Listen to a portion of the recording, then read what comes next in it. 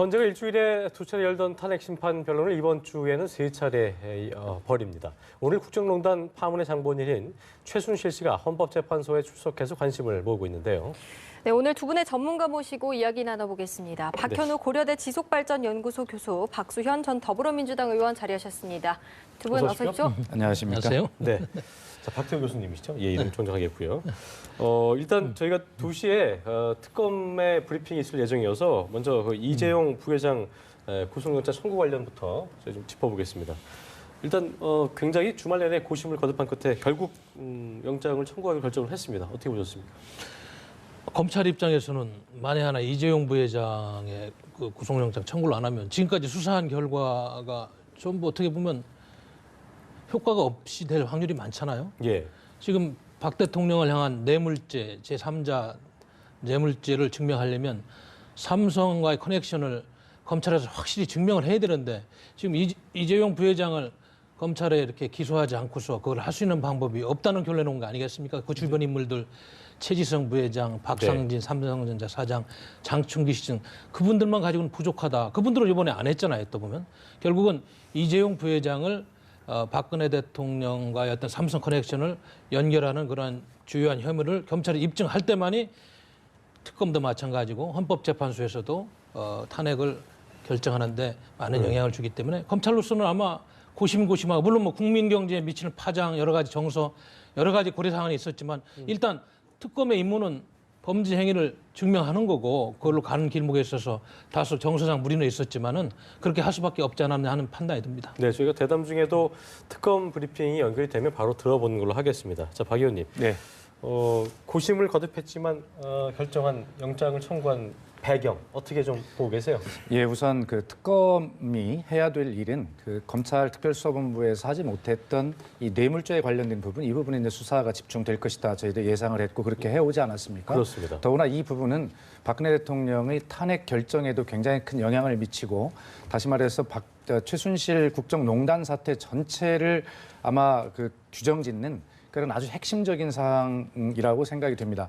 22시간이나 장시간 조사를 했죠. 그럼에도 불구하고 이 영장을 청구하는데 굉장히 고심을 한 이틀 동안 하는 모습을 보여주었습니다. 그만큼 이 뇌물죄나 삼접 뇌물죄 네, 이런 부분들. 잠시만요, 박 의원님. 지금 이제 이규철 특검보가 오늘 정례 브리핑을 할 것으로 보이는데요. 가장 중요한 거는 이제 이재용 삼성전자 부회장에게 적용한 혐의 관련 부분이었습니다. 뇌물 공여, 특가법상 횡령, 위증 혐의가 적용이 됐고요. 구속영장 청구됐는데 어떻게 보셨습니까, 박 의원님? 예, 굉장히 그 검찰이 특검이 오랫동안 고심을 했습니다. 사실 수사도 22시간이라고 하는 이례적으로 긴 시간을 수사했지 않습니까? 그러면서도 이 영장 청구에 대한 방침을 한 이틀 동안 정하지 못한 것은 그만큼 두 가지 측면으로 보면 한 가지는 우선 이 법원에서 실제로 유죄가 될 것이냐라고 하는 그런 증거가 확실한 것인가라고 하는 이 부분에 대해서 특검이 굉장히 고심을 했는데 만약에 이재용 그 부회장에 대한 그 구속영장이 기각이 된다거나 이렇게 된다면 사실 이 수사 전체, 특검 수사 전체에 받는 영향이 굉장한 그 신뢰 관계에서 영향을 미치거든요. 네. 그렇기 때문에 굉장히 고심을 했는데 결국에 그 영장을 청구하는 그 방침을 정한 것이고 그러면서도 지금 아까 특검보 이규철 특검보가 이야기를 할 때 국가 경제에 대한 미치는 영향을 걱정 안 한 바는 아니나 정의를 바로 세우는 것이 더 중요했다라고 판단을 하고 있고요. 결과적으로 이렇게 됨으로써 두 가지입니다. 앞으로는 그 박근혜 대통령에 대한 이 3자 뇌물죄 내지는 뇌물죄에 대한 그 수사가 혐의나 이런 것들이 턱밑까지 지금 조준이 돼 있다라고 하는 것이고 또 향후에 SK나 LG나 다른 기업들에 대한 이런 롯데 등 이런 기업들에 대한 뇌물 공여죄 부분도 역시 똑같이 이제 적용이 될 것이다라고 하는 급물살을 타게 되는 그런 것들을 의미하게 되는데 이 구속영장 청구에 대해서 어떤 판단이 나올 것인지 이것이 초미의 관심사가 되는 그런 시점이라 하겠습니다. 예. 예. 자, 국계 경제 상황도 중요하지만 정의를 바로 세우는 것이 더 중요하다고 생각했다. 이런 얘기가 브리핑에서 나왔는데요. 자, 이재용 부회장의 구속영장이 실제로 발부가 된다면 우리 국가 경제에 미치는 영향도 크다고 볼 수 있겠습니까? 큰 정도를 넘어서 그 파장이 특히 우리 국내 경제뿐만 아니고 많은 수출을 하는 삼성은 해외 시장을 갖고 있잖아요. 여파가 있을 거다. 벌써 아까 우리 앵커님 이야기 들으니까 주가가 2% 정도 삼성 관련 그렇죠. 예. 떨어지는 정도인데 지금 우리나라 경제 상황이 안 좋잖아요. 지금 아시다시피 2016년도에 실업자가 약 100만 명이 넘고 말이죠. 그건 2012년도에 82만 명에서 지속적으로 증가하고 있습니다. 그리고 지금 국회에서 직무유기를 해가지고 노동사법 처리도 안 되고 일자리가 최대 30만 개는 만들어진다는 것을 지금 국회에서도 좀 통과를 못 시키고 있고 국내적으로 여러 가지가 지금 뭐 안 좋습니다. 최근에 AI 파동으로 닭이 3천만 마리 이상 이렇게 도살되고 묻히고 계란값 파동부터 해가지고 뭐 한두 가지가 청년 실업은 사상 초유로 지금 되고 있고 그렇기 때문에 바로 그런 부분이 검찰에서 이재용 부회장을 구속영장을 신청을 하느냐 안 하는 부분에 막판까지 고민한 부분인데 네. 그러나 이제 검찰은 언론에서 보도한 의혹을 가지고 이제 혐의를 가지고 이제 구속영장을 신청을 하고 기소장을 쓰는 거고 마지막 이제 법원에서 법적인 판단을 내려야 됩니다. 그래서 과연 구속영장이 정말로 필요한 것인가?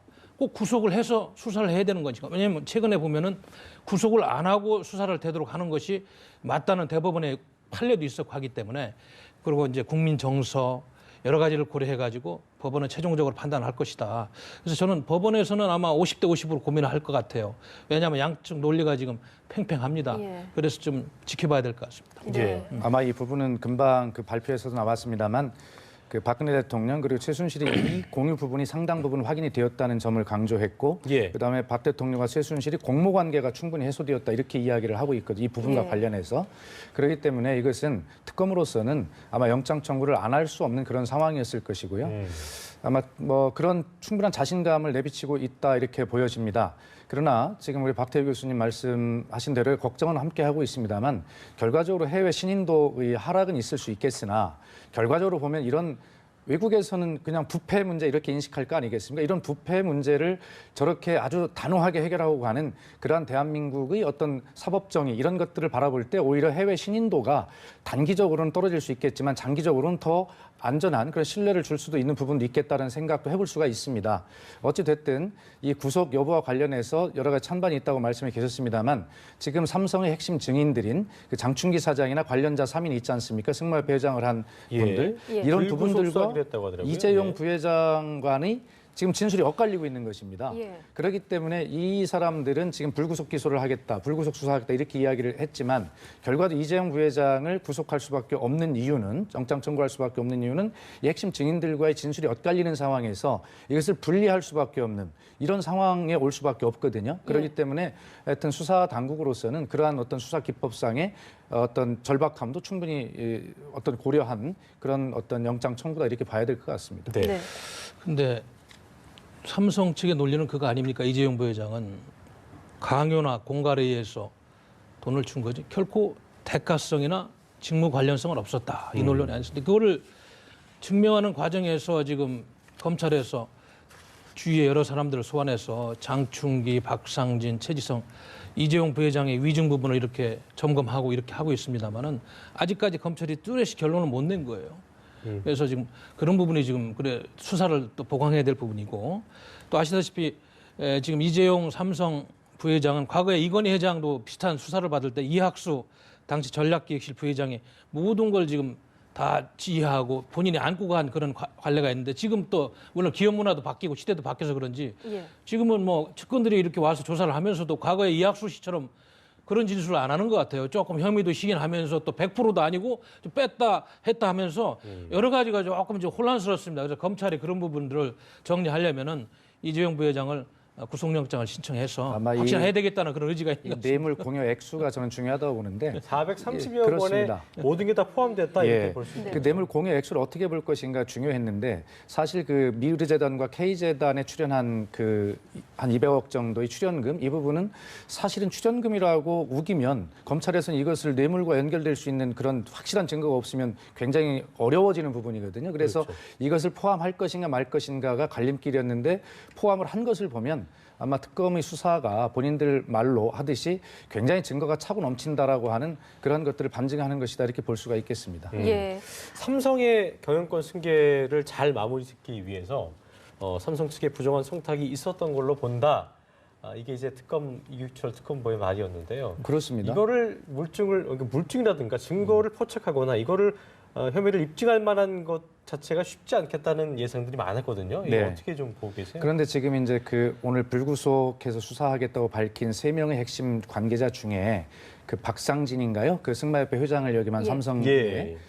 그 박 사장의 그 휴대폰 내서 사실 아까 우리 박 교수님 말씀하신 대로 이학수 전에 미래경제실장 그 수사 때는 모든 것 그 이후로는 삼성은 쉽게 얘기해서 이 서류를 만들고 서면 서류를 만들고 컴퓨터에는 저장도 안 한다는 거 아니겠습니까? 예. 그런데 묘하게 이 핸드폰, 휴대폰이 압수가 됐는데 거기서 지금 이와 관련된 상당한 부분의 그 증거들이 지금 쏟아져 나오고 있다 이런 것이고 거기에 삼성이 부당한 청탁, 그다음에 이재용 부회장이 알고 있었다. 그리고 지시했다라고 하는 이런 것들이 지금 나오고 있는 것이거든요. 그래서 왜 이 박상진 사장이 모든 것 증거를 다 사전에 될 만한 걸 없애는데 이걸 왜 가지고 있었는가? 이것이 혹시 안종범 전 경제수석이 검찰에 가서 임의로 제출한 그 다이어리, 메모 이런 것과 비슷한 이게 혹시 자기 살 길을 혹시 도모한 네. 하나 이게 구멍으로 남겨놓지 않았는가? 저희가 이제 뭐 예. 쉬운 말로 엑스맨이었다 이런 얘기를 하겠지만 그래서 지금 앵커께서 그런 지적하신 부분에 대로 대해서 되게- 부정한 청탁이 있어야 되는데 예. 이 부정한 청탁을 증명할 자료가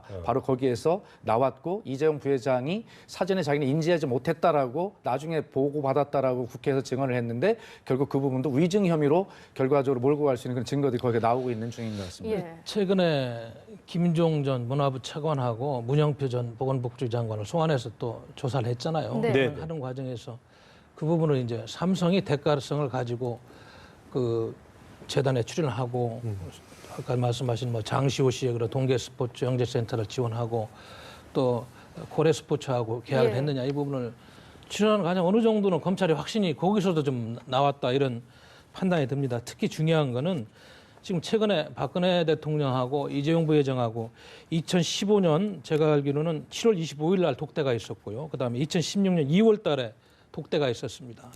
근데 이제 2015년 7월 25일은 그 삼성물산하고 제일모직의 합병이 공시가 된 이후 5월 26일 날 공시된 이후에 만남이에요. 그래서 거기서 독대했을 때 지금 이건 뭐 법리적으로 확정된 게 아니고 그냥 예. 혐의인데 승마 지원 안 된다고 이렇게 질책했다. 정부가 삼성 합병을 돕는데 법률적 문제 있지만 이번 정부 내 승계가 이루어지길 바란다. 이런 뭐 말씀 자료가 있었다는 그런 이제 혐의가 있잖아요. 예. 뭐 물론 이제 그건 검찰에서 더 구체적으로 증명을 해야 될 것 같고.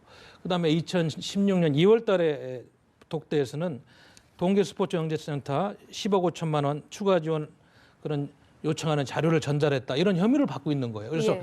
구체적으로 좀 짜집기를 해보면은 대충 삼성과 어떤 그 청와대 권력 간에 보이지 않는 그런 미락이 있었지 않느냐 이런 정황 증거들이 많이 있는 거죠. 네. 그러나 이제 법원이 판단하는 건 법리적인 판단이기 때문에 그 부분을 지켜봐야 됩니다. 네, 지금 삼성뿐만 아니라 박 대통령과 독대한 기업들 모두 긴장하고 있다고 하는데 그렇습니다. 특검 브리핑에서 미르와 KZ된 출연 기업 모두 뇌물 공여에 해당한다 이런 이야기가 나왔습니다. 예, 그렇습니다. 어떤 의미가 있다고 예, 보십니까? 같이 이제 그걸 지켜봤는데 예.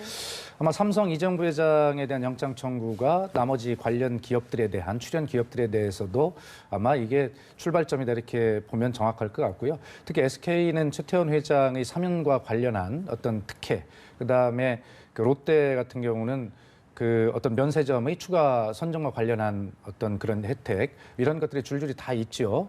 그래서 이런 부분들에 대해서 아마 뇌물 공여, 삼성이 뇌물 공여로 되는가 안 되는가가 나머지 기업들이 입었다고 생각하는 특혜가 이게 뇌물을 공여하고 입은 특혜가 긴가 아닌가라고 하는 이 구분점이 되었을 텐데 아마 오늘 이재용 부회장에 대한 영장 청구로 나머지 기업들에 대한 그 특혜 의혹 이것이 확실히 뇌물 공여로 인한 특혜였다라고 하는 뭐 특검을 그렇게 보고 있다라고 하는 확실한 선언입니다. 예. 결과적으로 이런 것들을 기업과의 결탁된 이런 부분들을 밝혀낸다면 결과적으로 최순실 박근혜 대통령 측이 불리해진다고 볼 수 있는 그러면요, 특히 삼성 같은 경우는 그 특검이 지금 규정하고 있는 것은 최순실이 박근혜 대통령에게 삼성 관련 청탁을 한 것이죠.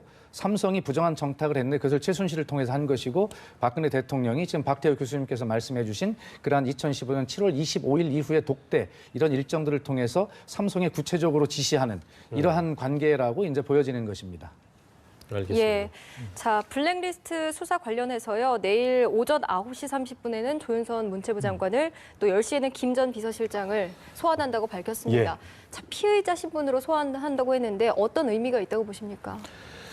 그 부분도 사실 지금 관련된 사람들의 많은 증언 때문에 어느 정도 검찰에서 확신을 갖고 있어요. 김기춘 당시 비서실장이 지시로 그 당시 이제 정무수석실에서 비서관들을 통해서 만들어서 교육문화수석실을 통해서 문체부의 관련 부서의 통제해서 실행했다. 예. 이거 어느 정도 검찰에서 확신을 갖고 있는 것 같습니다. 그렇기 때문에 내일 이제 지금까지 조사한 그런 증거라든지 자료들을 바탕으로 그 두 분을 소환해가지고 마지막 아마 그 본격적인 그런 신문을 하는 것 같아요. 이러이러한 정황이 있는데 어떻게 이걸 부인할 수 있습니까? 아직도 아닙니까? 하고 묻는 과정인 것 같습니다. 그래서 일단은 이제 우리 헌법에 보장된 표현과 사상의 자유 이거는 안 되는 거죠. 안 되는 건데 이제 우리 국민들이 한 가지 여기서 좀 생각해야 되는 거는 블랙리스트라는 그 용어 자체는 아주 안 좋은 겁니다. 근데 정부의 기능 중에서 그건 뭐 청와대 비서실이나 정무수석실은 아닐 거지만 국정원이라든지 일반 그런 경찰에 이런 데는 그러니까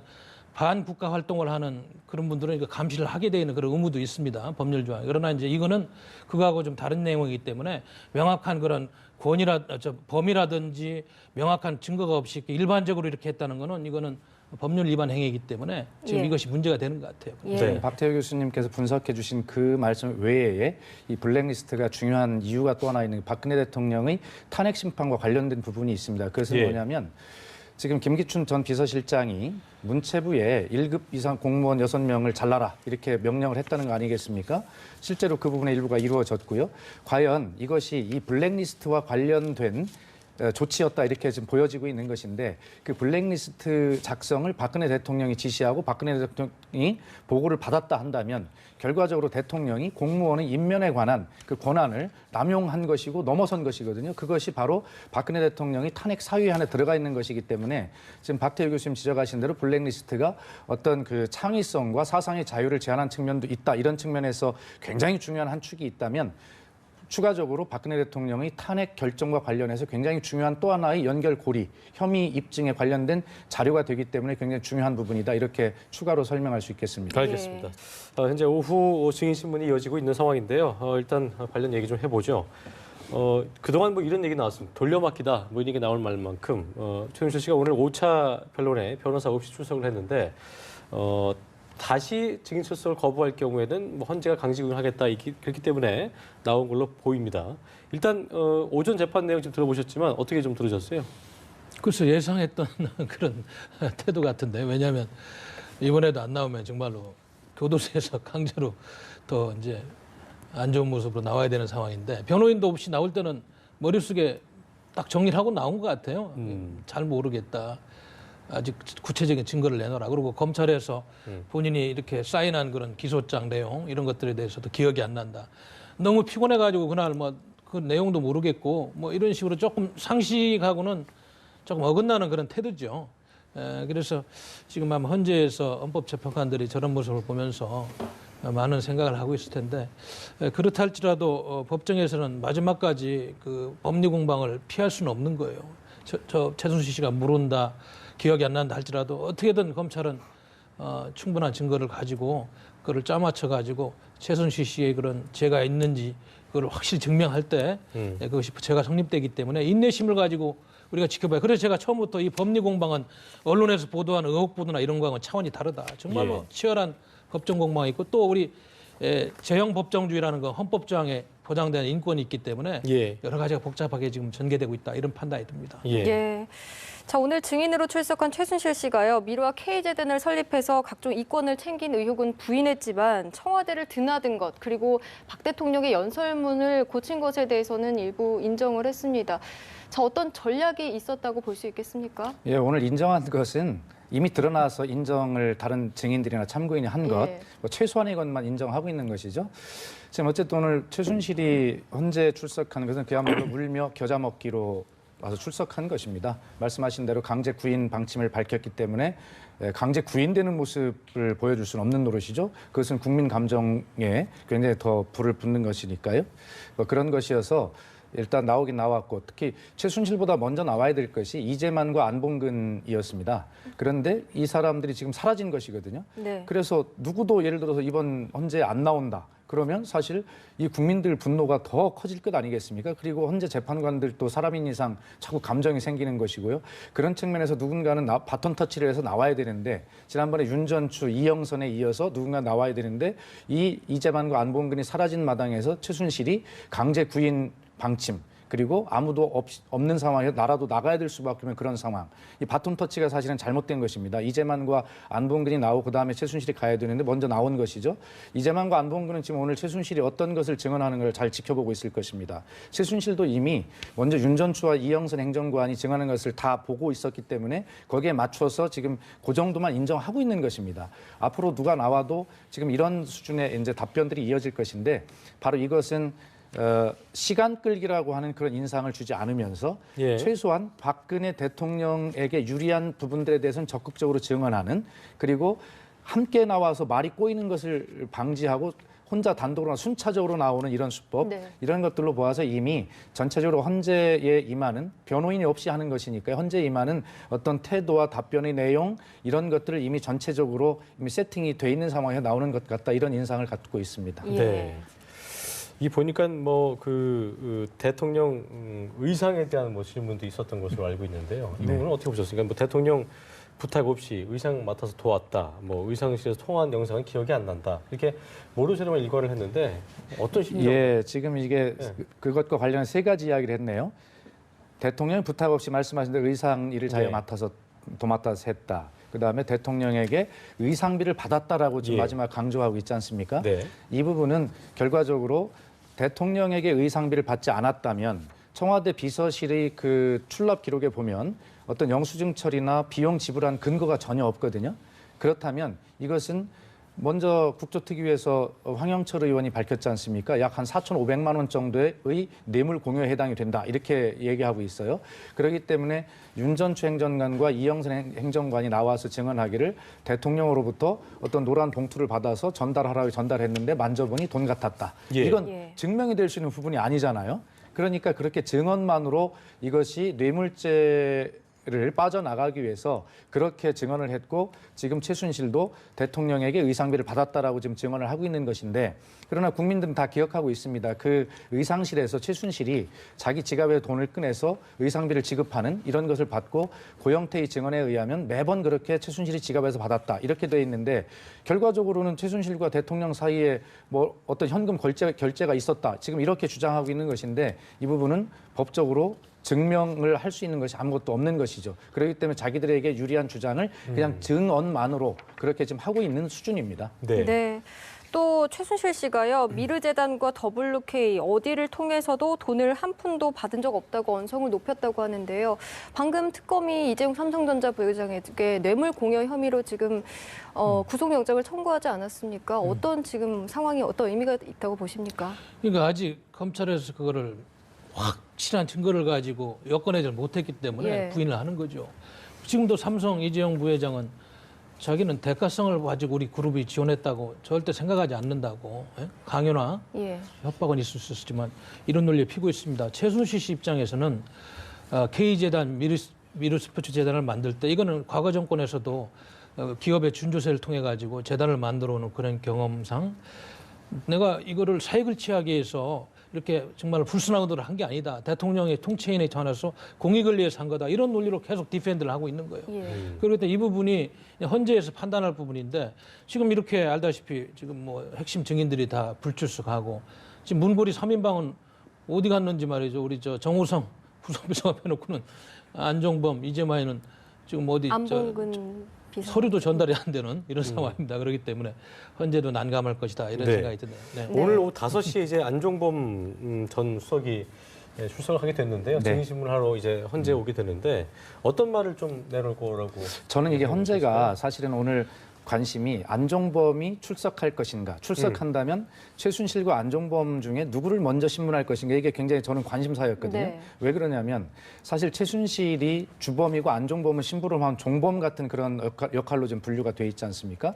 그렇다면 사실 최순실을 신문하기 위해서는 최순실이 지켜보는 앞에서 안종범을 신문해서 최순실이 받고 있는 구체적 혐의에 대해서 안종범의 진술을 다 듣고 그리고 나서 최순실을 신문해야 된다 이런 생각을 저는 가지고 있었거든요. 이전 3차 변론 때도 그래서 순서가 이제 예. 정호성, 안종범, 그렇습니다. 최순실이었는데 네. 지금 바뀌었네요. 예, 그래서 왜 그런지는 모르겠지만 이유는 있겠죠. 그러나 어쨌든 안종범을 오후 5시부터 이게 사실 최순실을 오후에 다시 변론을 속개해서 최순실을 신문하는 것 이것도 이례적인 일이라고 하지 않습니까? 그만큼 이제 중하다는 이야기인데 최순실이 부인했던 오전 오후 내내 부인했던 부분에 대해서 안종범을 통해서 다시 한번 확인하고 헌재는 그런 입장까지 가지고 있습니다. 예를 들어서 출석을 안 한다면 우리 그 검찰에서 제출받은 수사 기록만 가지고 판단할 수도 있다라고 그렇게 이야기를 하지 않습니까? 예. 이렇게 그냥 너무나 뭐 배째라식의 뭐 저 모르쇠로 일관하는 것, 부인하는 것 이것을 결과적으로 헌재에서는 안종범의 그런 어떤 그 증언에 가까운 그런 진술들을 통해서 검찰의 수사 기록을 보강하는 그런 형식으로 해서 최순실이 아무리 부인한다 하더라도 그렇게 혐의들을 다 인정하는 쪽으로 갈 수 있고 최순실이 하여튼 부인한 그런 혐의들에 대해서 그 안종범으로부터 구체적인 진술을 내기 위한 그런 수순으로 봐야 합니다. 근데 이제 네. 오늘 안종범 전 수석이 이제 나와서 증언할 때 가장 중요한 부분이 안 수석이 그 저기 뭡니까 압수수색 당한 업무 수첩하고 예. 체크리스트입니다.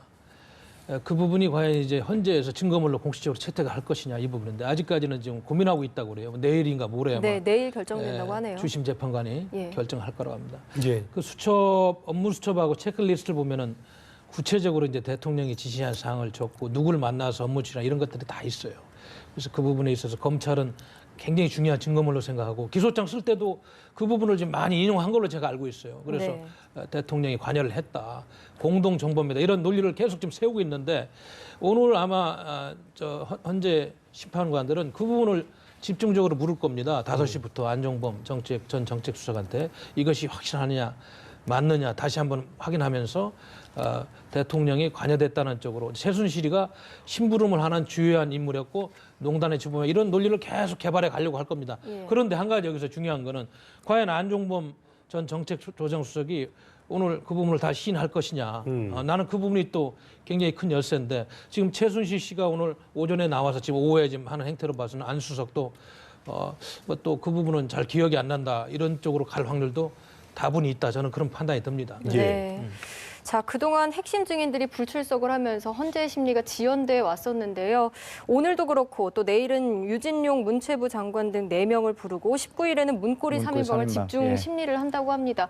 자, 헌재가 이렇게 속도를 내는 이유는 어떻게 봐야 될까요? 예, 아무래도 그 박한철 헌재 소장이 그 기자들과 연말 연초에 만나서 강조한 것은 공정과 신속이었습니다. 네. 그리고 지금 우리가 삼성 이재용 부회장의 영장 청구를 보면서 국가 경제를 걱정하고 있습니다만 사실 이 모든 것이 국정농단 사태가 가져온 것이지 잘못한 이재용 부회장을 구속한다고 해서 벌어지는 일은 아니지 않습니까? 예. 결과적으로 국정 공백이 가져오는 여러 가지 유무형의 이 국가적인 어떤 불이익 이런 것들을 빨리 해소하기 위해서도 이 사태를 빨리 마무리 짓는 것이 좋은데 지금 박근혜 대통령은 처음 입장과는 달리 계속 이 방어 논리를 피면서 시간을 굉장히 끌려고 하는 모습들을 보이고 예. 박근혜 대통령의 신년 기자회견을 기점으로 해서 관련된 많은 증인들이 그러한 어떤 태도의 변화를 보이고 있단 말입니다. 이러기 때문에 이러다가는 결과적으로 박근혜 대통령이 애초에 얘기했던 4월 말 퇴진도 사실은 그 시간도 넘어갈 가능성이 지금 점쳐지고 있거든요. 네. 그렇다면 이 많은 국가적인 그 어떤 모든 힘들을 모아서 했던 우리가 특검이든 헌법재판소 심리든 이런 것들이 다 물거품이 되거든요. 그렇기 때문에 그런 어떤 결론을 빨리 내기 위해서 이런 그 신속하게 서두를 수밖에 없고 결과적으로 박한철 소장이 1월 31일 날 퇴임이고 이정미 재판관이 3월 13일 날 퇴임인데 네. 적어도 1월 31일까지는 모르지만 3월 13일 이전에는 탄핵 결정을 하는 것이 결과적으로 국가의 이익에 도움이 되겠다라는 그런 판단은 하고 있는 것 같습니다. 그래서 적어도 그 정도 기일에 맞추기 위해서 이렇게 신속한 그런 어떤 그 심리 일정을 3번씩 하는 거 아니겠습니까? 네. 변론 기일을 그렇게 하면서 아마 그 속도를 내고 있는 것이다 이렇게 보고 있습니다. 네, 내일 그 헌재 나오게 되는 4명, 고영태, 유진용, 이승철, 유상혁 하나 좀 짚어본다면 유진용 전 장관 같은 경우에는 어떻게 보면 좀 일종의 내부 고발자 같은 개념이기 때문에 네. 상당한 그 신빙성이 있고 또 폭탄 발언, 이른바 좀 어떤 센 발언을 내놓지 않겠냐 이런 예상이 있더라고요. 어떻게 좀 예상? 예, 아마도 그 헌재에서 더 추가 폭로나 폭탄 발언이 나올 수 있는 것이 유진용 전 장관과 뭐 세계일보 전 조한규 사장 예. 뭐 이런 사람들의 추가 폭로 이런 것들이 있을 가능성이 충분히 있어 보입니다. 이 유진용 전 장관은 사실 이 블랙리스트와 관련해서 박근혜 대통령에게 사실 항의성 이렇게 말씀을 드렸다가 좌천된 예. 뭐 이런 좌천이 아니라 완전히 해고죠, 해고. 예. 이런 상황인데 아마 그 과정과 관련해서 아마 굉장히 그 박근혜 대통령이 블랙리스트에 관련해서 인지하고 있었는가, 직접 지시했는가라고 이런 부분들이 굉장히 중요한 탄핵 사유 중에 하나이기 때문에 헌재에서는 그 부분과 관련해서 집중적으로 아마 신문을 할 수 있고 그 부분에 대해서 더 자세한 그런 유진용 장관의 증언이 이어질 가능성도 있다 이렇게 봅니다. 예. 탄핵 심판의 또 다른 핵심 증인이죠. 고영태 전 예. WK 이사의 행방이 또 묘연하다고 그렇습니다. 하는데요. 자, 증인들의 이렇게 불출석이 이어지면 탄핵 심판이 또 늦어지는 건 아닌지 우려하는 목소리도 나오고 있습니다. 그렇습니다. 어떻게 보십니까? 아시다시피 탄핵 여부는 오직 중대한 입법 행위가 있을 때 법률적인 판단에 의해서 하는 겁니다. 예. 그런데 이렇게 증인들이 차일파일 미루고 만약에 법리적인 그런 변론이 지연된다면 시간이 늦어질 수밖에 없고 내일만 보더라도 오전 10시에 유진용 전 문체부 장관은 예정대로 나온다고 그러는데 네. 지금 이승철 전 전경련 부회장은 또 19일 날로 자기가 좀 연기해 줬으면 좋겠다고 그래 내일 못 나온다고 그랬죠. 예. 또 고영태 전 블루케이 이사, 유상영 전 블루케이 과장 둘 다 지금 소재가 파악이 안 되고 있어요. 그러면 내일 결국은 지금 확실히 나올 수 있는 인물은 아시다시피 유진용 전 장관밖에 없는 거예요. 이런 식으로 일주일에 3일씩 좀 헌재가 변론 기일을 잡아서 서두르고 있습니다만은 이렇게 증인들이 차일피일 미루고 속도가 안 낸다면은 결국은 헌재도 법률적인 판단을 해야 되는 그런 중요한 여러 가지 그 증거 자료들을 만들 수가 없는 거예요. 왜냐하면 예. 특검에서 아무리 좋은 자료를 만들어도 헌재는 헌재 나름대로 변론을 통해 가지고 명확한 자료를 만들어야 됩니다. 네. 역사적인 그런 기록물이 되기 때문에 아시다시피 미국 같은 경우는 하원에서 탄핵 의결을 하면 상원에서 3분의 2 이상 결정을 한 투표에서 그냥 끝나버립니다. 67표인가 그렇게 예. 되면 100명의 상원의원이. 그러나 대한민국은 헌재에서 법리적인 그러한 여러 가지 논리를 담은 그런 판결문을 쓰게 돼 있습니다. 아주 정교하게. 그렇기 때문에 법리적인 논쟁이 굉장히 중요한 그런 중요한 요체가 되고 있어요. 예. 탄핵을 하는 데 있어서. 그렇기 때문에 헌재가 그런 부분에서 상당히 많은 부담감을 갖고 있어요. 예. 그런데 내일 지금 이렇게 보면은 헌재에서 의도하는 그런 증인들이 출석이 안 되고 있는 상황이네요. 증인들의 네. 이런 출석 좀 불응에 대해서 의혹이 좀 일고 있는 게 특히나 이제 키맨이라고 할 수 있는 이 고영태 전 WK 이사 초반에 청문회 때 이제 거침없는 발언으로 좀 유명세를 탔습니다. 네. 그런 의미에서 상당히 기대를 했었는데 이렇게 돌연 잠적을 한 이유는 뭐 어떻게 아마 좀 두 봐야 될까요? 가지로 우리가 봐야 됩니다. 하나는 본인이 지금 엊그제 누군가로부터 협박을 받고 있는 것 같은 그러한 이야기를 남기지 않았습니까? 예. 예, 그래서 지금 잠적을 한 상태인데 일부에서는 뭐 태국에 가 있다 이런 것도 있지만 더불어민주당 손혜원 의원은 태국은 오래전 이야기고 지금 서울에 있는 것으로 안다 이렇게 이야기를 하고 있는데 아마 이런 증언을 할 때는 또 내부 고발과 같은 이런 폭로를 할 때는 사실은 어떤 유형 무형, 공적, 사적, 외부적, 내부적 그런 압력이 강하리라 하는 것은 충분히 예측했을 것이고요. 예. 그런 측면에서 굉장히 여러 가지 심리적 압박을 많이 받고 있을 것이다. 두 번째는 고영태 증인도 지난번에 국조특위에 나와서 위증을 한 것 같은 부분이 있습니다. 태블릿 PC의 사용 능력에 대해서 최순실은 그 태블릿 PC를 사용할 능력이 없는 것으로 안다 이렇게 증언을 했지 않습니까? 그때 좀 의아한 부분이 있는데 이번에 이제 본인은 지금까지 어떤 법적 측면에서는 보호를 받아왔지만 그런 위증이나 본인도 사실 최순실과 함께 오래 하면서 국정농단에 같이 했을 부분이 있을 것이거든요. 그렇기 예. 때문에 헌재에 나가거나 이렇게 된다면 또 이런 부분에서 굉장히 본인도 같이 책임을 져야 될, 법적 책임을 져야 될 그런 어떤 부분도 상당 부분 있다는 것을 본인이 잘 알고 있을 것입니다. 예. 그런 두 가지 측면에서 굉장히 심적 부담을 많이 느꼈을 것이다라고 이렇게 보는데 결과적으로 고영태 증인이 지금 이런 큰 역사적인 어떤 일들을 어떤 단초를 열은 장본인이라는 그런 생각을 다 국민이 하고 있기 때문에 이런 어떤 압박이나 본인이 받게 될 어떤 법적 책임 이런 것들은 뛰어넘어서 정말 어떤 대한민국 국가의 정의를 바로 세운다는 그런 측면에서 일을 했다라고 하는 자부심을 가지고 이런 어떤 어려움들을 잘 이겨내야 된다 그렇게 부탁을 하고 싶습니다. 예. 그런데 이제 고영태 증인이 최근에 좀 심리적으로 처음에 시작할 때와는 달리 여러 가지 복잡할 겁니다. 아시다시피 JTBC에서 제출한 그 태블릿 PC 그걸 그렇죠. 지금 변호인들이 증거물로 제출해서 뭐 이렇게 좀 살펴보자고 해도 그게 지금 안 되고 있고 장시호 씨가 제출한 두 번째 태블릿 PC도 양산 시점하고 그거 활동한 기록하고 거기에 보면 7월부터 11월까지 활동한 걸로 돼 있는데 그 태블릿 PC는 양산 제품인데 8월 중순부터 출시했다 이런 것들이 지금 엇갈리는 부분들이 있고 그래가지고 고영태 씨가 처음에는 최순실 씨하고 모든 걸 같이 한 거 아니에요? 그 어떻게 보면 시부름꾼처럼 그래 하다가 무슨 심경의 변화가 있었는지 의상실도 촬영해가지고 일정 부분 폭로하려고 준비한 기간도 이렇게 느껴지고 네. 이런저런 게 얽혀가지고 우리 국민들이 보기에는 이게 무슨 정말로 아직도 속 시원하지가 않아요. 언론들이 처음에 막 크게 보도했던 것들이 지금은 사그라들고 과장 보도도 있고 허위 보도도 있고 말이죠.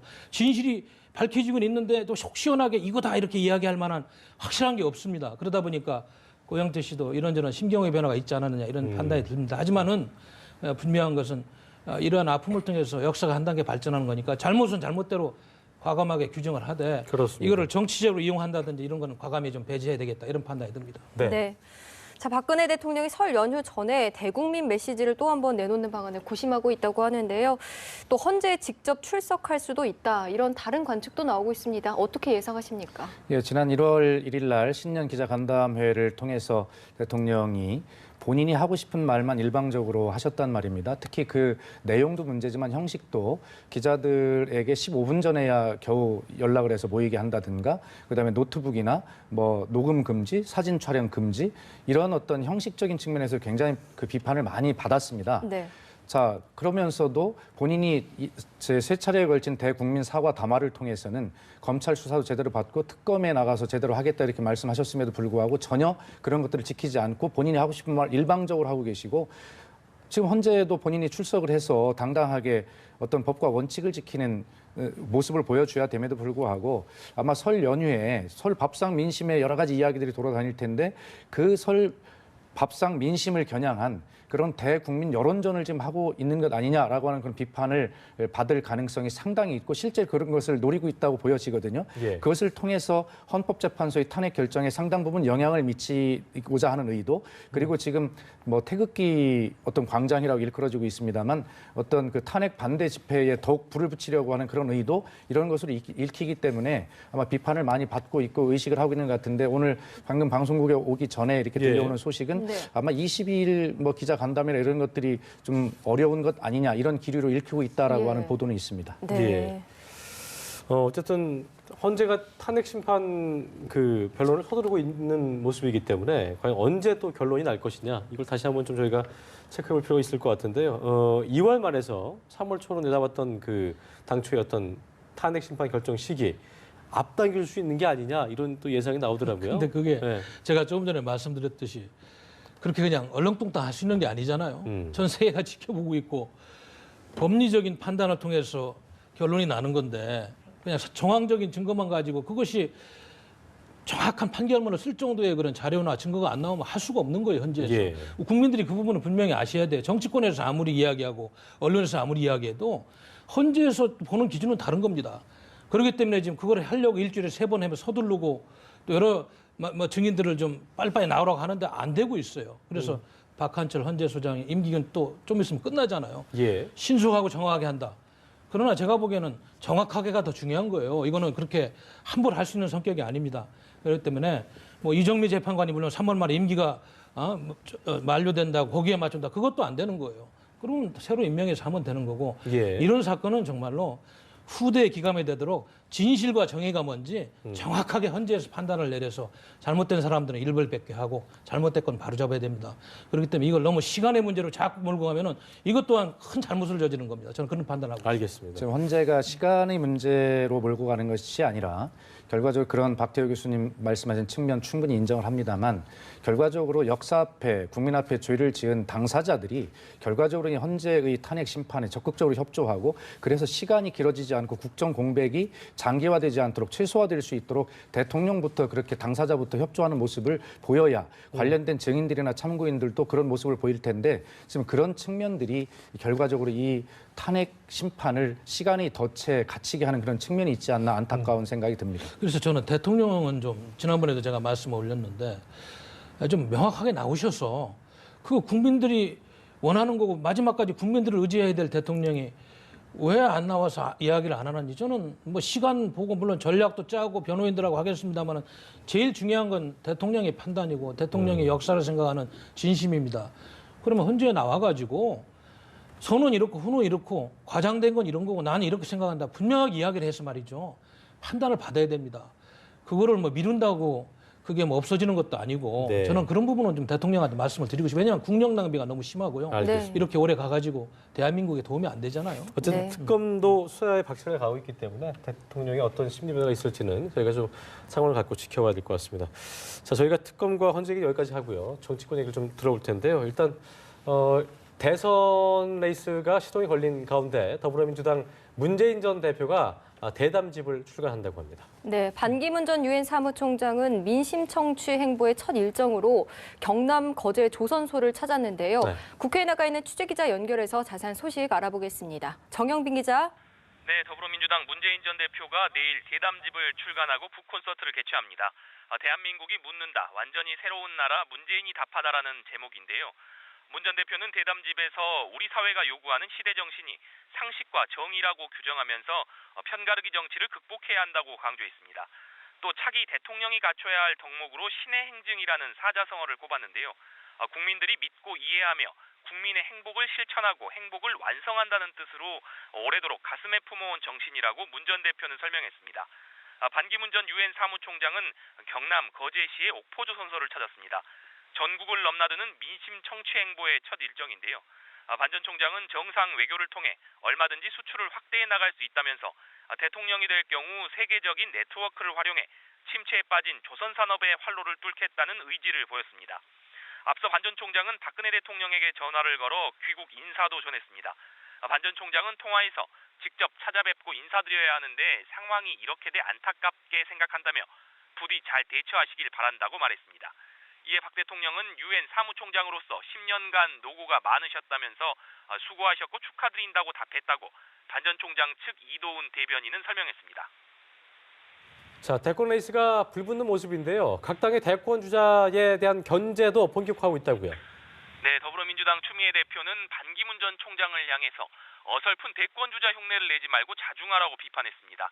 이어 박근혜 정부 5년 동안 이렇다 할 대선 후보 한 명도 만들어내지 못한 새누리당과 바른정당의 모셔오기 경쟁에 반 전 총장이 제대로 처신해야 한다고 요구했습니다. 반면 새누리당과 바른정당은 민주당 문재인 전 대표를 향한 맹공에 나섰습니다.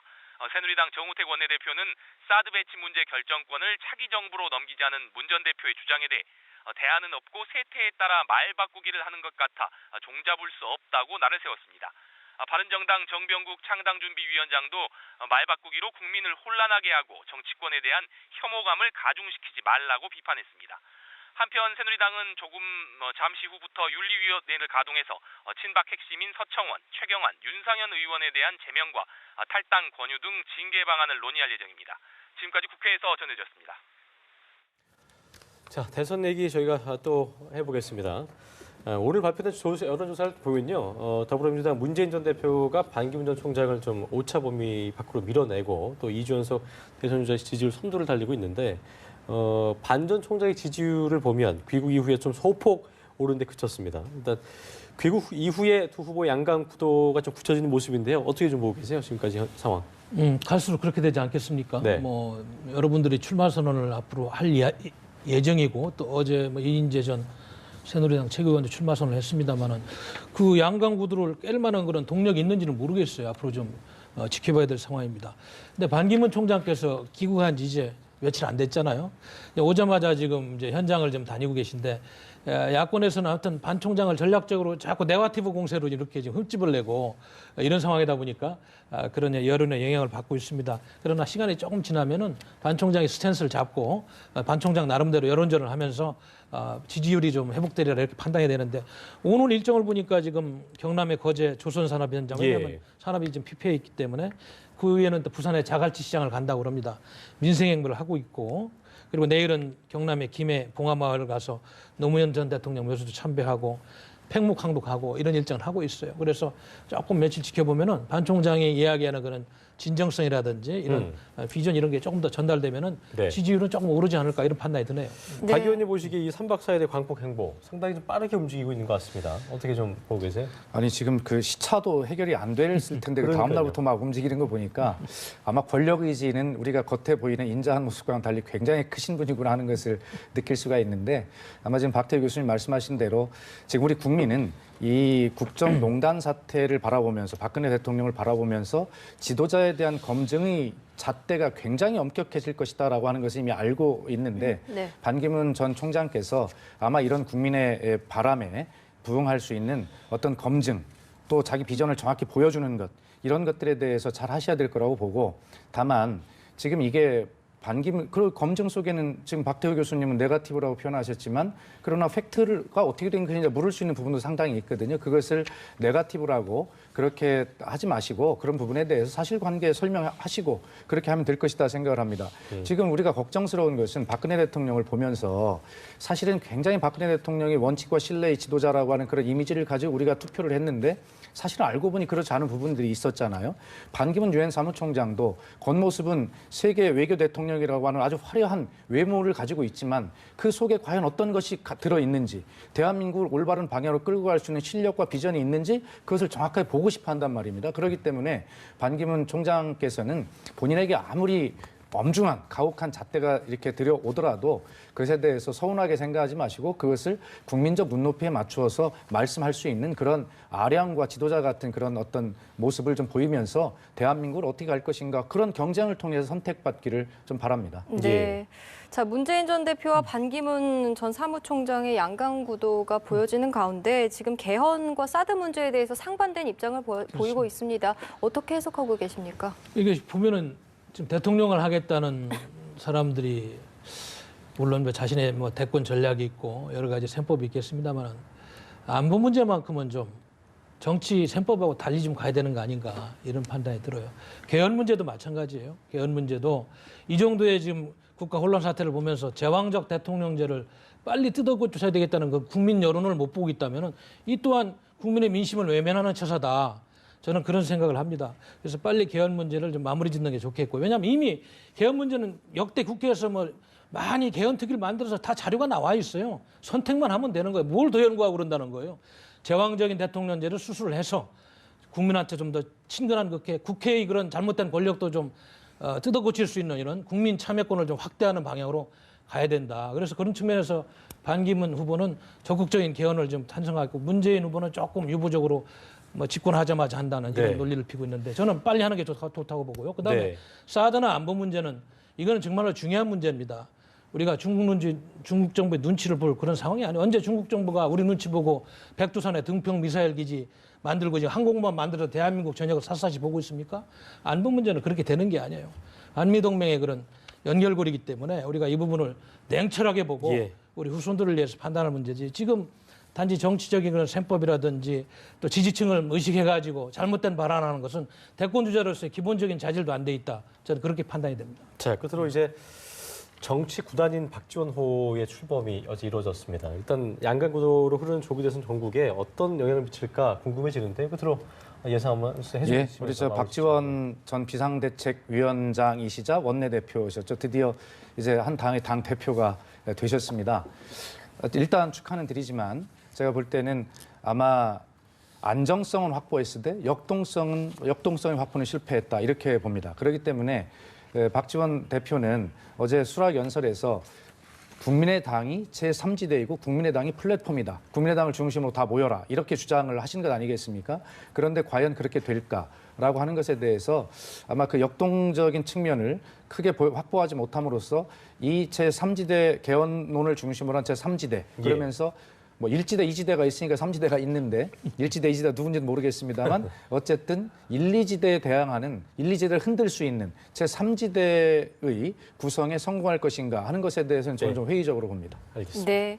자, 오늘 이야기는 여기서 마무리 짓겠습니다. 지금까지 박대우 고려대 교수, 박수현 전 더불어민주당 의원이었습니다. 두 분 두분 기시간 고맙습니다. 고맙습니다. 감사합니다. 좀 뺐다 했다 하면서 여러 가지가 조금 이제 혼란스럽습니다. 그래서 검찰이 그런 부분들을 정리하려면은 이재용 부회장을 구속영장을 신청해서 아마 확실해야 되겠다는 그런 의지가 있는 것 같습니다. 뇌물 공여 액수가 저는 중요하다고 보는데 430여 예, 원에 그렇습니다. 모든 게 다 포함됐다 예. 이렇게 볼 수 있습니다. 그 뇌물 공여 액수를 어떻게 볼 것인가 중요했는데 사실 그 미르 재단과 K 재단에 출연한 그 한 200억 정도의 출연금 이 부분은 사실은 출연금이라고 우기면 검찰에서는 이것을 뇌물과 연결될 수 있는 그런 확실한 증거가 없으면 굉장히 어려워지는 부분이거든요. 그래서 그렇죠. 이것을 포함할 것인가 말 것인가가 갈림길이었는데 포함을 한 것을 보면 아마 특검의 수사가 본인들 말로 하듯이 굉장히 증거가 차고 넘친다라고 하는 그런 것들을 반증하는 것이다 이렇게 볼 수가 있겠습니다. 예. 삼성의 경영권 승계를 잘 마무리 짓기 위해서 삼성 측의 부정한 청탁이 있었던 걸로 본다. 이게 이제 특검 이규철 특검보의 말이었는데요. 그렇습니다. 이거를 물증이라든가 증거를 포착하거나 이거를 혐의를 입증할 만한 것 자체가 쉽지 않겠다는 예상들이 많았거든요. 이거 네. 어떻게 좀 보고 계세요? 그런데 지금 이제 그 오늘 불구속해서 수사하겠다고 밝힌 3명의 핵심 관계자 중에 그 박상진인가요? 그 승마협회 회장을 역임한 예. 삼성의 예.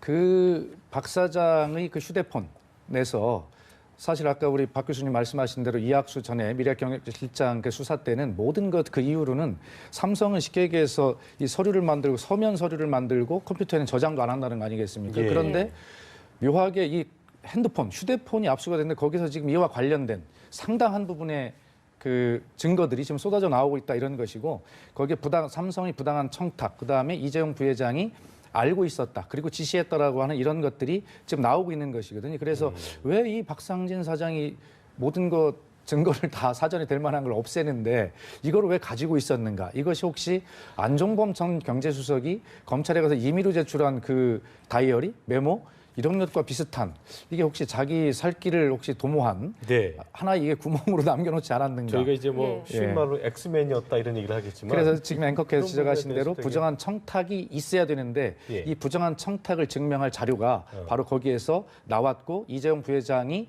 사전에 자기는 인지하지 못했다라고 나중에 보고받았다라고 국회에서 증언을 했는데 결국 그 부분도 위증 혐의로 결과적으로 몰고 갈 수 있는 그런 증거들이 거기에 나오고 있는 중인 것 같습니다. 예. 최근에 김종 전 문화부 차관하고 문영표 전 보건복지 장관을 소환해서 또 조사를 했잖아요. 네. 네. 하는 과정에서 그 부분을 이제 삼성이 대가성을 가지고 그 재단에 출연을 하고 아까 말씀하신 뭐 장시호 씨의 그런 동계 스포츠 영재센터를 지원하고 또 고래 스포츠하고 계약을 예. 했느냐 이 부분을 출연하는 과정 어느 정도는 검찰이 확신이 거기서도 좀 헌재가 일주일에 2차례 열던 탄핵 심판 변론을 이번 주에는 3차례 벌입니다. 오늘 국정농단 파문의 장본인인 최순실 씨가 헌법재판소에 출석해서 관심을 모으고 있는데요.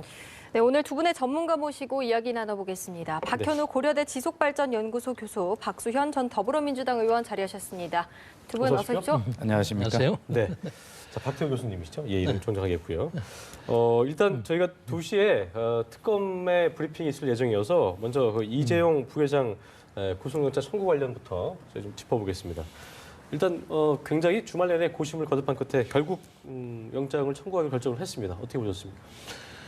검찰 입장에서는 만에 하나 이재용 부회장의 그 구속영장 청구를 안 하면 지금까지 수사한 결과가 전부 어떻게 보면 효과가 없이 될 확률이 많잖아요. 예. 지금 박 대통령을 향한 뇌물죄, 제3자 뇌물죄를 증명하려면 삼성과의 커넥션을 검찰에서 확실히 증명을 해야 되는데 지금 이재용 부회장을 검찰에 이렇게 기소하지 않고서 그걸 할 수 있는 방법이 없다는 결론에 온 거 아니겠습니까? 그 주변 인물들 최지성 부회장, 박상진 삼성전자 사장, 장충기 씨 등 그분들만 가지고는 부족하다. 그분들은 이번에 안 했잖아요. 또 보면 결국은 이재용 부회장을 박근혜 대통령과의 어떤 삼성 커넥션을 연결하는 그런 주요한 혐의를 검찰이 입증할 때만이 특검도 마찬가지고 헌법재판소에서도 탄핵을 결정하는데 많은 영향을 주기 때문에 검찰로서는 아마 고심고심하고 물론 뭐 국민 경제에 미치는 파장 여러 가지 정서 여러 가지 고려 사항이 있었지만 일단 특검의 임무는 범죄 행위를 증명하는 거고 그걸로 가는 길목에 있어서 다소 정서상 무리는 있었지만은 그렇게 할 수밖에 없지 않았나 하는 판단이 듭니다. 네, 저희가 대담 중에도 특검 브리핑이 연결이 되면 바로 들어보는 걸로 하겠습니다. 자, 박 의원님. 네. 고심을 거듭했지만 결정한 영장을 청구한 배경 어떻게 좀 보고 계세요? 예, 우선 그 특검이 해야 될 일은 그 검찰 특별수사본부에서 하지 못했던 이 뇌물죄에 관련된 부분, 이 부분에 이제 수사가 집중될 것이다 저희도 예상을 했고 그렇게 해오지 않았습니까? 그렇습니다. 더구나 이 부분은 박근혜 대통령의 탄핵 결정에도 굉장히 큰 영향을 미치고 다시 말해서 최순실 국정농단 사태 전체를 아마 그 규정짓는 그런 아주 핵심적인 사항이라고 생각이 됩니다. 22시간이나 장시간 조사를 했죠. 그럼에도 불구하고 이 영장을 청구하는데 굉장히 고심을 한 이틀 동안 하는 모습을 보여주었습니다. 그만큼 이 뇌물죄나 삼접 뇌물죄 이런 부분들. 잠시만요, 박 의원님. 지금 이제 이규철 특검보가 오늘 정례 브리핑을 할 것으로 보이는데요. 가장 중요한 거는 이제 이재용 삼성전자 부회장에게 적용한 혐의 관련 부분이었습니다. 뇌물 공여, 특가법상 횡령, 또 위증 혐의가 적용이 됐고요. 구속영장 청구됐는데 어떻게 보셨습니까, 박 의원님? 예, 굉장히 나왔다 이런 판단이 듭니다. 특히 중요한 거는 지금 최근에 박근혜 대통령하고 이재용 부회장하고 2015년 제가 알기로는 7월 25일 날 독대가 있었고요. 그다음에 2016년 2월 달에 독대가 있었습니다.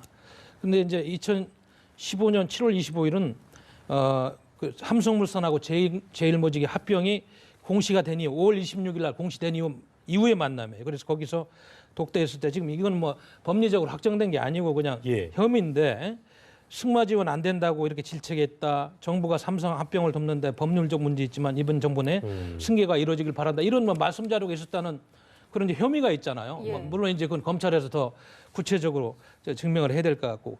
그다음에 2016년 2월 달에 독대에서는 동계스포츠영재센터 10억 5천만 원 추가 지원 그런 요청하는 자료를 전달했다. 이런 혐의를 받고 있는 거예요. 그래서 예. 구체적으로 좀 짜집기를 해보면은 대충 삼성과 어떤 그 청와대 권력 간에 보이지 않는 그런 미락이 있었지 않느냐 이런 정황 증거들이 많이 있는 거죠. 네. 그러나 이제 법원이 판단하는 것은 법리적인 판단이기 때문에 그 부분을 지켜봐야 됩니다. 네, 지금 삼성뿐만 아니라 박 대통령과 독대한 기업들 모두 긴장하고 있다고 하는데 그렇습니다. 특검 브리핑에서 미르와 KZN 출연 기업 모두 뇌물 공여에 해당한다 이런 이야기가 나왔습니다. 예, 그렇습니다. 어떤 의미가 있다고 예, 보십니까? 같이 이제 그걸 지켜봤는데 예. 아마 삼성 이재용 부회장에 대한 영장 청구가 나머지 관련 기업들에 대한 출연 기업들에 대해서도 아마 이게 출발점이다 이렇게 보면 정확할 것 같고요. 특히 SK는 최태원 회장의 사면과 관련한 어떤 특혜, 그다음에 그 롯데 같은 경우는 그 어떤 면세점의 추가 선정과 관련한 어떤 그런 혜택 이런 것들이 줄줄이 다 있죠. 그래서 이런 부분들에 대해서 아마 뇌물 공여, 삼성이 뇌물 공여로 되는가 안 되는가가 나머지 기업들이 입었다고 생각하는 특혜가 이게 뇌물을 공여하고 입은 특혜가 긴가 아닌가라고 하는 이 구분점이 되었을 텐데 아마 오늘 이재용 부회장에 대한 영장 청구로 나머지 기업들에 대한 그 특혜 의혹 이것이 확실히 뇌물 공여로 인한 특혜였다라고 하는 뭐 특검을 그렇게 보고 있다라고 하는 확실한 선언입니다. 예. 결과적으로 이런 것들을 기업과의 결탁된 이런 부분들을 밝혀낸다면 결과적으로 최순실 박근혜 대통령 측이 불리해진다고 볼 수 있는 그러면요, 특히 삼성 같은 경우는 그 특검이 지금 규정하고 있는 것은 최순실이 박근혜 대통령에게 삼성 관련 청탁을 한 것이죠. 삼성이 부정한 청탁을 했는데 그것을 최순실을 통해서 한 것이고 박근혜 대통령이 지금 박태호 교수님께서 말씀해 주신 그러한 2015년 7월 25일 이후의 독대 이런 일정들을 통해서 삼성에 구체적으로 지시하는 이러한 관계라고 이제 보여지는 것입니다. 알겠습니다. 예. 자, 블랙리스트 수사 관련해서요. 내일 오전 9시 30분에는 조윤선 그 검찰이 특검이 오랫동안 고심을 했습니다. 사실 수사도 22시간이라고 하는 이례적으로 긴 시간을 수사했지 않습니까? 그러면서도 이 영장 청구에 대한 방침을 한 이틀 동안 정하지 못한 것은 그만큼 두 가지 측면으로 보면 한 가지는 우선 이 법원에서 실제로 유죄가 될 것이냐라고 하는 그런 증거가 확실한 것인가라고 하는 이 부분에 대해서 특검이 굉장히 고심을 했는데 만약에 이재용 그 부회장에 대한 그 구속 영장이 기각이 된다거나 이렇게 된다면 사실 이 수사 전체 특검 수사 전체에 받는 영향이 굉장한 그 신뢰 관계에서 영향을 미치거든요. 네. 그렇기 때문에 굉장히 고심을 했는데 결국에 그 영장을 청구하는 그 방침을 정한 것이고 그러면서도 지금 아까 특검보 이규철 특검보가 이야기를 할 때 국가 경제에 대한 미치는 영향을 걱정 안 한 바는 아니나 정의를 바로 세우는 것이 더 중요했다라고 판단을 하고 있고요. 결과적으로 이렇게 됨으로써 두 가지입니다. 앞으로는 그 박근혜 대통령에 대한 이 3자 뇌물죄 내지는 뇌물죄에 대한 그 수사가 혐의나 이런 것들이 턱밑까지 지금 조준이 돼 있다라고 하는 것이고 또 향후에 SK나 LG나 다른 기업들에 대한 이런 롯데 등 이런 기업들에 대한 뇌물 공여죄 부분도 역시 똑같이 이제 적용이 될 것이다라고 하는 급물살을 타게 되는 그런 것들을 의미하게 되는데 이 구속영장 청구에 대해서 어떤 판단이 나올 것인지 이것이 초미의 관심사가 되는 그런 시점이라 하겠습니다. 예. 자, 국회 경제 상황도 중요하지만 정의를 바로 세우는 것이 더 중요하다고 생각했다. 이런 얘기가 브리핑에서 나왔는데요. 자, 이재용 부회장의 구속영장이 실제로 발부가 된다면 우리 국가 경제에 미치는 영향도 크다고 볼 수 있겠습니까? 큰 정도를 넘어서 그 파장이 특히 우리 국내 경제뿐만 아니고 많은 수출하는 삼성은 해외 시장을 갖고 있잖아요. 여파가 있을 것 같아요. 벌써 아까 우리 앵커님 이야기 들으니까 주가가 2% 정도 삼성 관련 그렇죠. 예. 떨어지는 정도인데 지금 우리나라 경제 상황이 안 좋잖아요. 지금 아시다시피 2016년도에 실업자가 약 100만 명이 넘고 말이죠. 그건 2012년도에 82만 명에서 지속적으로 증가하고 있습니다. 그리고 지금 국회에서 직무유기를 해가지고 노동사법 처리도 안 되고 일자리 최대 30만 개는 만들어진다는 것을 지금 국회에서도 좀 통과를 못 시키고 있고 국내적으로 여러 가지가 지금 뭐 안 좋습니다. 최근에 AI 파동으로 닭이 3천만 마리 이상 이렇게 도살되고 묻히고 계란값 파동부터 해가지고 뭐 한두 가지가 청년 실업은 사상 초유로 지금 되고 있고 그렇기 때문에 바로 그런 부분이 검찰에서 이재용 부회장을 구속영장을 신청을 하느냐 안 하는 부분에 막판까지 고민한 부분인데 네. 그러나 이제 검찰은 언론에서 보도한 의혹을 가지고 이제 혐의를 가지고 이제 구속영장을 신청을 하고 기소장을 쓰는 거고 마지막 이제 법원에서 법적인 판단을 내려야 됩니다. 그래서 과연 구속영장이 정말로 필요한 것인가? 꼭 구속을 해서 수사를 해야 되는 것인가? 왜냐하면 최근에 보면은 구속을 안 하고 수사를 되도록 하는 것이 맞다는 대법원의 판례도 있었고 하기 때문에 그리고 이제 국민 정서 여러 가지를 고려해가지고 법원은 최종적으로 판단할 것이다. 그래서 저는 법원에서는 아마 50대 50으로 고민을 할 것 같아요. 왜냐하면 양측 논리가 지금 팽팽합니다. 예. 그래서 좀 지켜봐야 될 것 같습니다. 네. 아마 이 부분은 금방 그 발표에서도 나왔습니다만 그 박근혜 대통령 그리고 최순실이 이 공유 부분이 상당 부분 확인이 되었다는 점을 강조했고 예. 그다음에 박 대통령과 최순실이 공모 관계가 충분히 해소되었다 이렇게 이야기를 하고 있거든요. 이 부분과 예. 관련해서 그렇기 때문에 이것은 특검으로서는 아마 영장 청구를 안 할 수 없는 그런 상황이었을 것이고요. 아마 뭐 그런 충분한 자신감을 내비치고 있다 이렇게 보여집니다.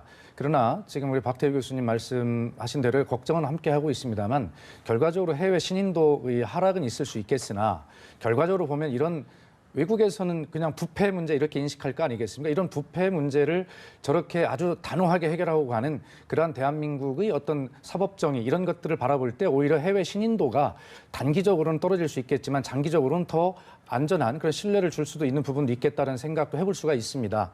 어찌 됐든 이 구속 여부와 관련해서 여러 가지 찬반이 있다고 말씀해 계셨습니다만 지금 삼성의 핵심 증인들인 그 장충기 사장이나 관련자 3인이 있지 않습니까? 승마 배정을 한 예. 분들 예. 이런 불구속 부분들과 수사기로 했다고 하더라고요. 이재용 예. 부회장관의 지금 진술이 엇갈리고 있는 것입니다. 예. 그렇기 때문에 이 사람들은 지금 불구속 기소를 하겠다, 불구속 수사하겠다 이렇게 이야기를 했지만 결과도 이재용 부회장을 구속할 수밖에 없는 이유는 영장 청구할 수밖에 없는 이유는 이 핵심 증인들과의 진술이 엇갈리는 상황에서 이것을 분리할 수밖에 없는 이런 상황에 올 수밖에 없거든요. 그렇기 때문에 하여튼 수사 당국으로서는 그러한 어떤 수사 기법상의 어떤 절박함도 충분히 어떤 고려한 그런 어떤 영장 청구다 이렇게 봐야 될 것 같습니다. 네. 네.